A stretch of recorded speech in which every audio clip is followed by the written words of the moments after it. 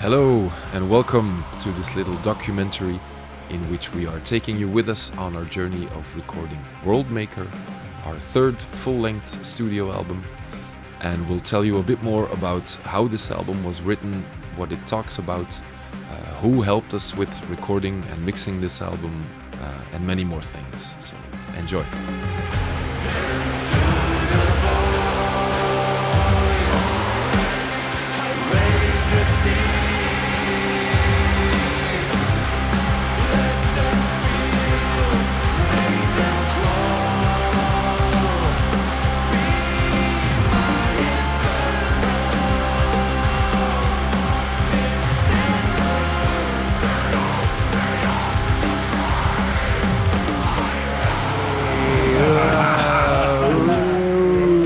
Nice job.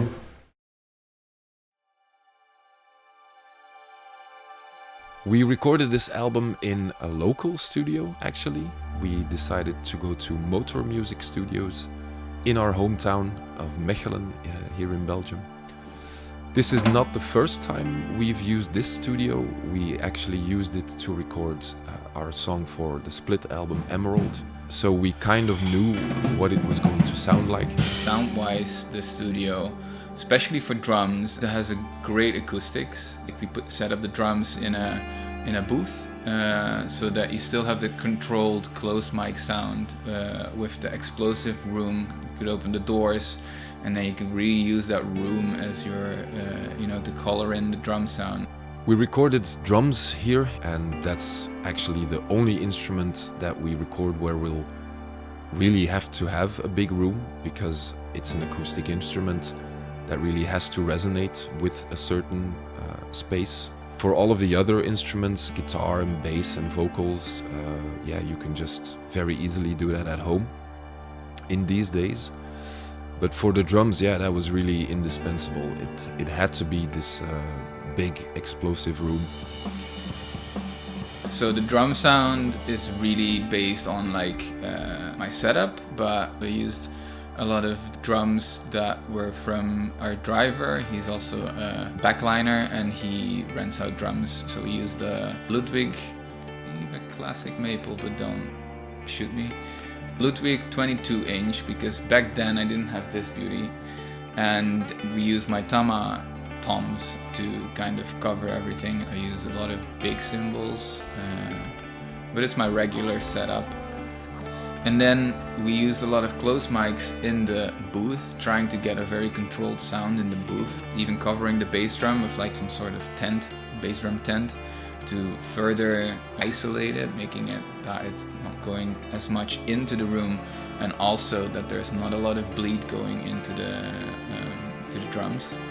We used a bunch of room mics set up at different spots in the Motor Music Studios to see what we could do with those afterwards. Obviously I have no idea what Kiaran did for voodoo magic on the mixing end, but he made them sound massive, so I'm super happy with how the drums sound. And then later on for guitars, we're exploring the universe of the plugins and the quad cortexes. It was a big difference in opposite to the previous albums. I think we're always trying to evolve our sound. We're on the lookout to create a super specific yet old school sound. And I think the best way possible is to have everything in the world to pick from. Then you can combine every sound with every specific amp. And so it's a new universe opening up for Psychonaut in this era. I think the World Maker era will always be a benchmark for me of us exploring new things and evolving in technology and recording processes as a band. The biggest difference was that I recorded my guitars at home, mostly for practical reasons, because of course if you have a newborn at home, then it's not very easy to spend 2 weeks on a chair next to the engineer playing every riff 50 times until you get the exact right take. So that was one of the reasons that I decided to just do it myself this time at home. But another big advantage that gave me is that I had a lot of freedom to use demo guitars, because it has happened in the past. That's something I think every musician can relate to, where you've captured something in a certain way on a demo, and when you're actually trying to do it again for real with the perfect guitar sound or whatever, or a guitar that's in tune, somehow you just don't get that same energy or that exact same phrasing that you did on the demo. So it was really nice this time, really just thinking about what do I actually have to replace, you know, not just blindly starting from scratch and playing every part again. I just listened to all of the guitars I had, and since I recorded them digitally with this plugin called Archetype Nolly, I also had all of my DI tracks, so that meant I could just change cabinets and dial in the gain a bit more or take some off, even after I had already recorded something. So it's really nice to only have to redo something when it's absolutely necessary, you know. So probably what you're hearing on the album is 80, maybe even 90% demo guitars.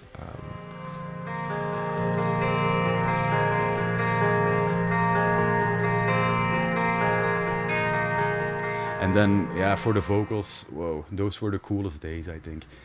I'm always loading myself up for these moments. In the time where we were making this album, the recording studio was in Mechelen, also in Motor Music. And I was living in Limburg, it's the eastern part of Belgium. And there was also this drive of at least 1 hour. So I had the perfect warm-up time.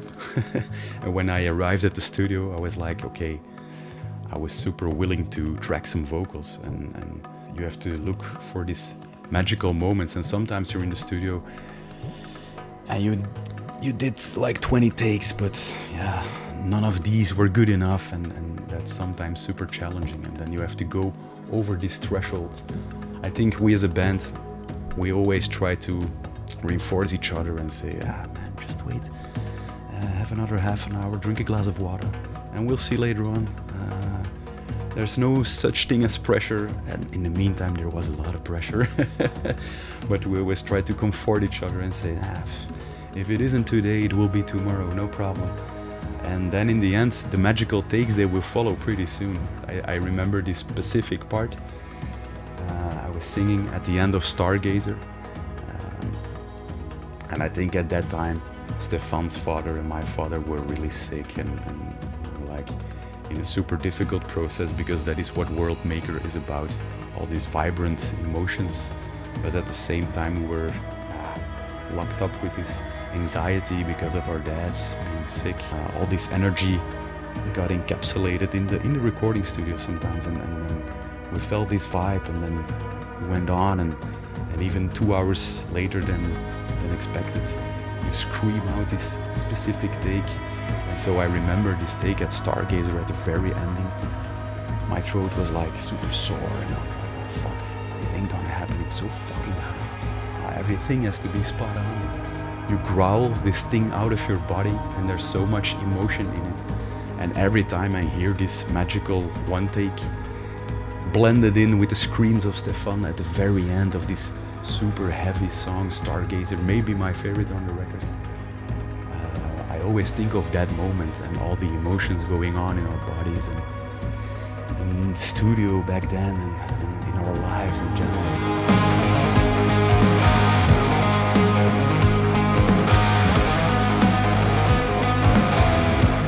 This record especially, it has a lot more dynamic range compared to the other ones. Obviously, I wasn't part of the recording process for Unfold the Godman, but there's something else when you record something and you're really part of the whole process. It's like, I guess, like a river that's like cutting its way through a landscape. It like really sinks into your body. So I remember a lot from the VCR stuff, and the VCR stuff was very like high-paced.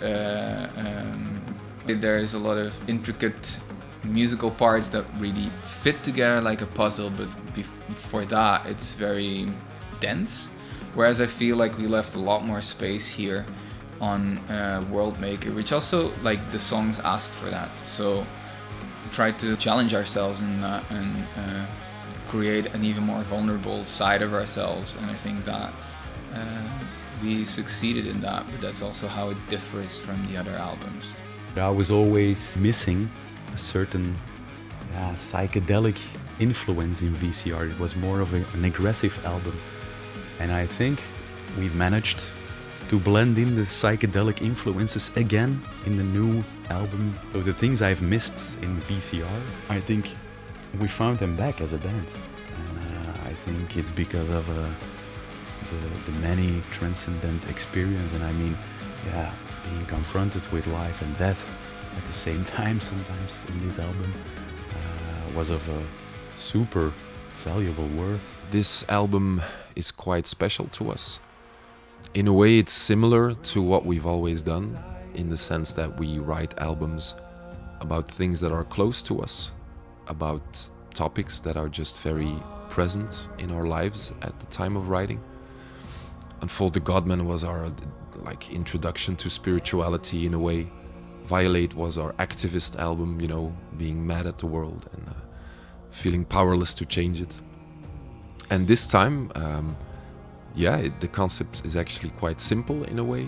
I found out I was going to be a father somewhere in the spring, I guess, of 2023. And I couldn't imagine anything else happening in my life over the next couple of years that would be even remotely as intense and important as that. And I felt this a massive surge of inspiration hit me, and I just decided okay, this is it, this is what I'm going to do. I'm going to write an album about what I feel at this moment, just getting this news. And also, of course, an album to give to my son, and hopefully one album that he would one day enjoy himself.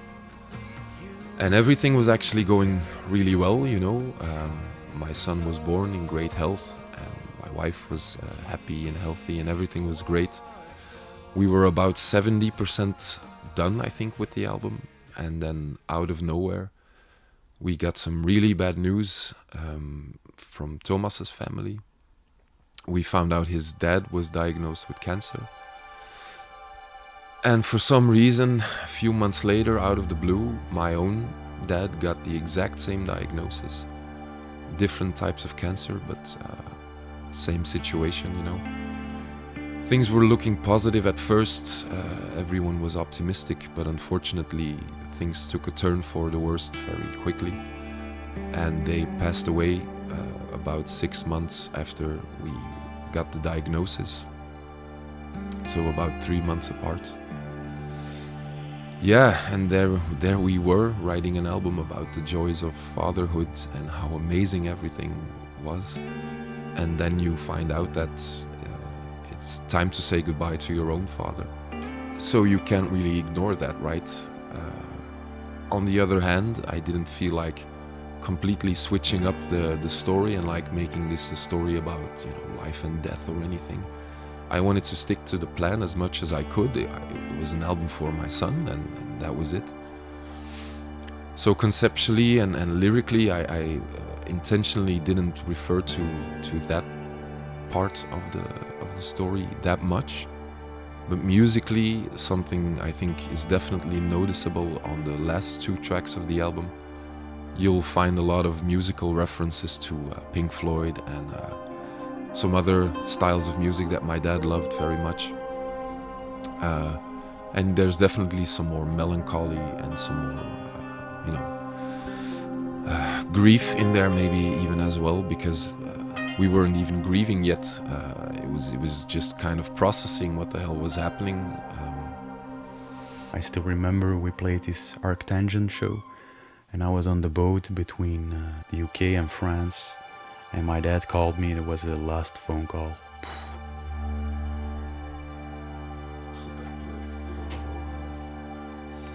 And then it was August, and August 23rd, and I think we were supposed to play at Pelagic Fest. That's the day my dad deceased.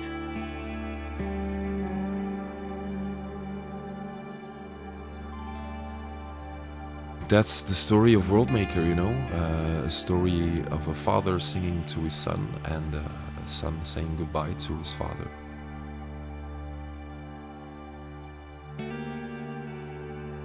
We decided to work with Kjaran Verheiden, our engineer and our co-producer, again on this album. He has done pretty much everything we've ever done, starting with Unfold the Godman. We've been friends for 15 years, we know each other so well, and in my mind I don't think there's anyone who could make a Psychonaut album sound like he can, because to him the most important thing is to deliver us the album that we want to hear, you know? He wants to make sure that we think it's the perfect mix. He doesn't really force his opinion on us, and for that matter we usually agree on about everything.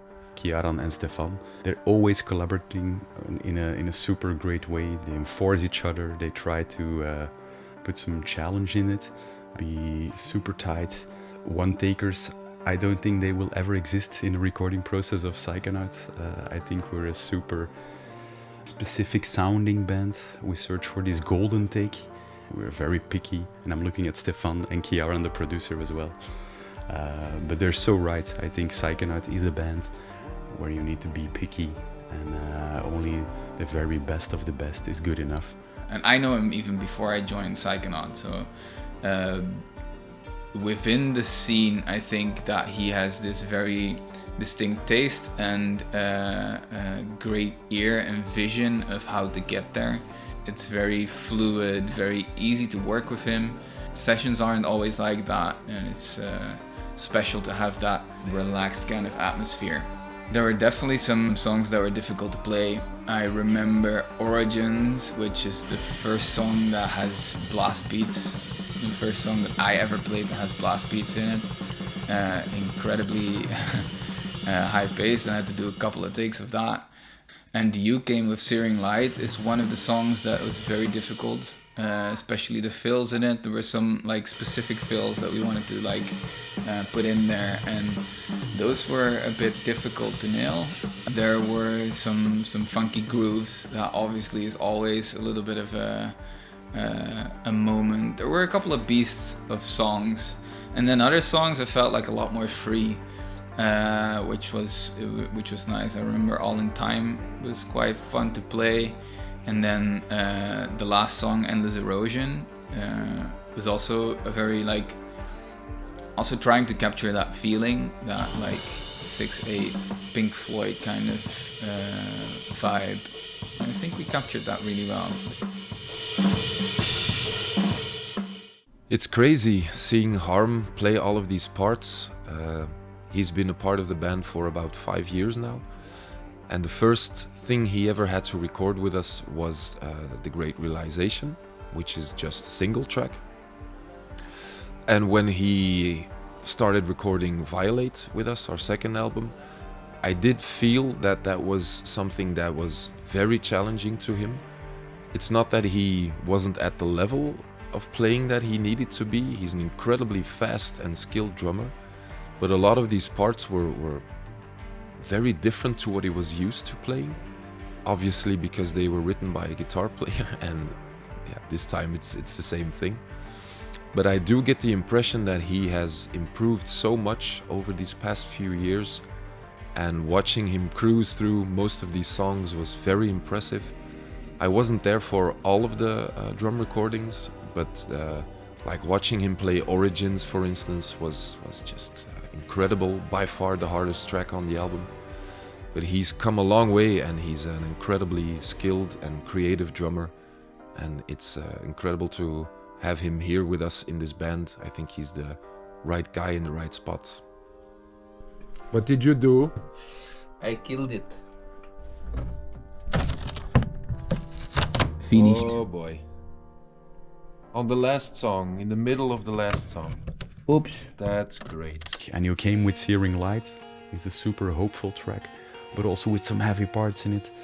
For me, that was the love or hate song.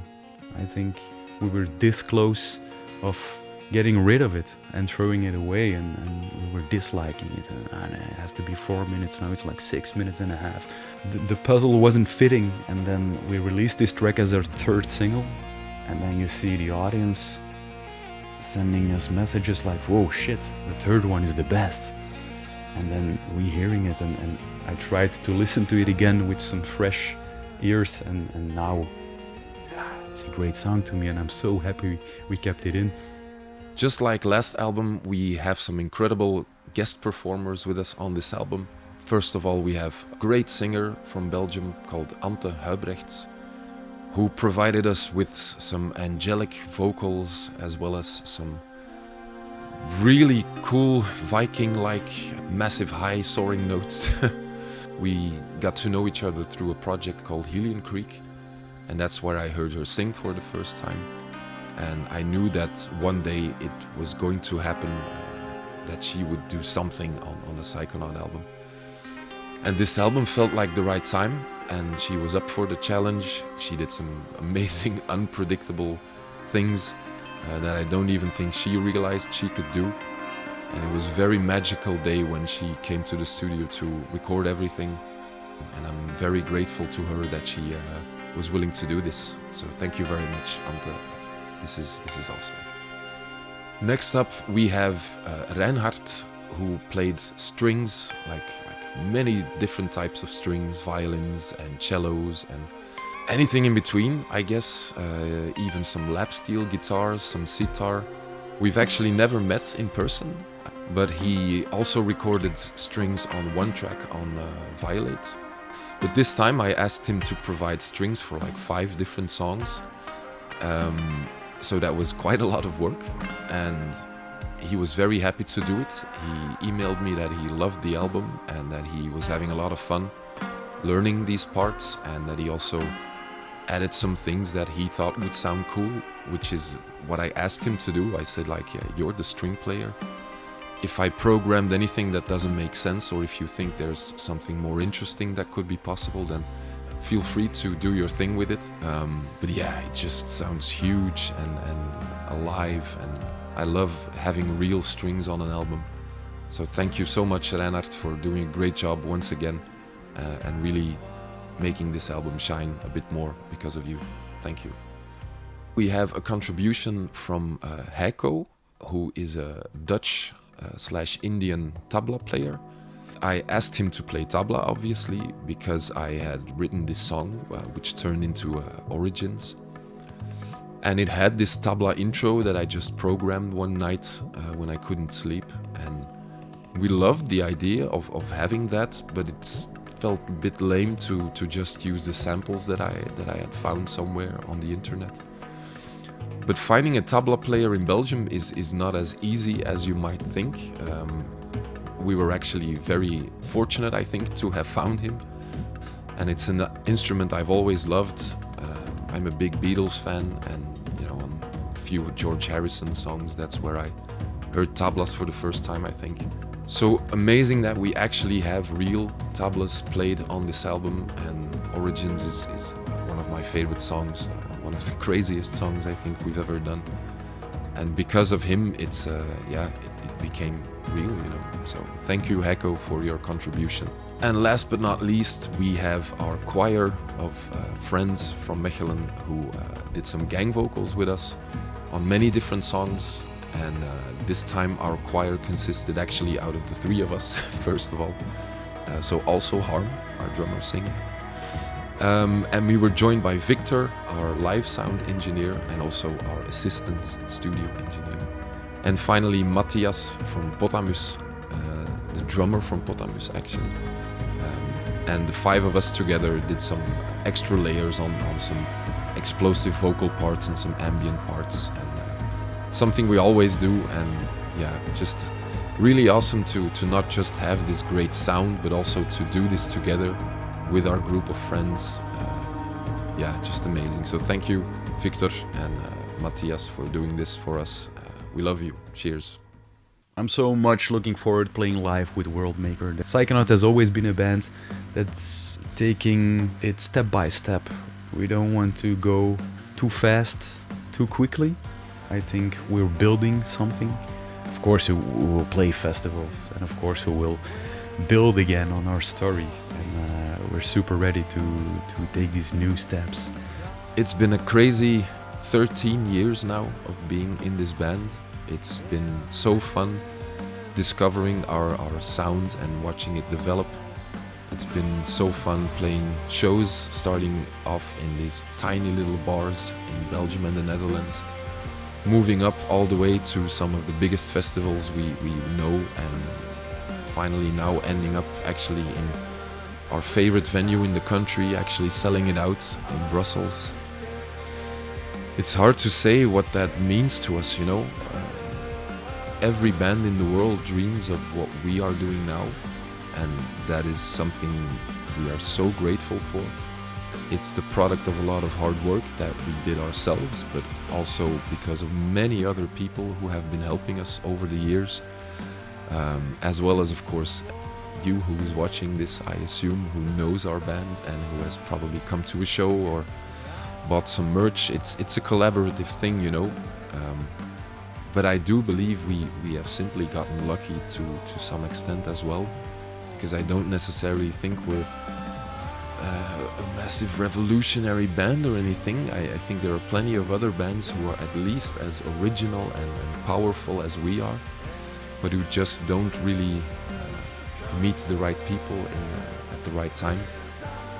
So we're very aware of that, but we do want to take a minute to thank some people who have been helpful, who have been supportive for us over all of these years.